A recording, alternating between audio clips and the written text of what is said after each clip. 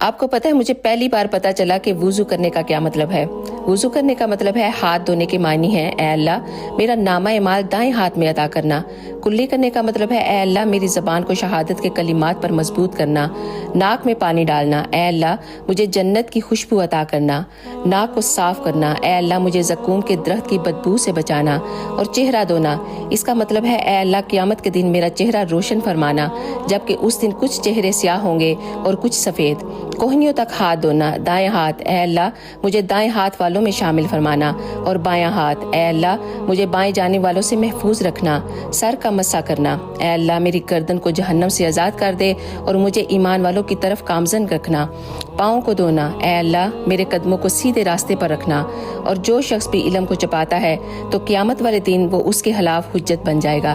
اس لیے دوسروں کو بھی ضرور بتاؤ اور اس ویڈیو کو زیادہ سے زیادہ دوسروں کے ساتھ شیئر کرو۔ جزاک اللہ۔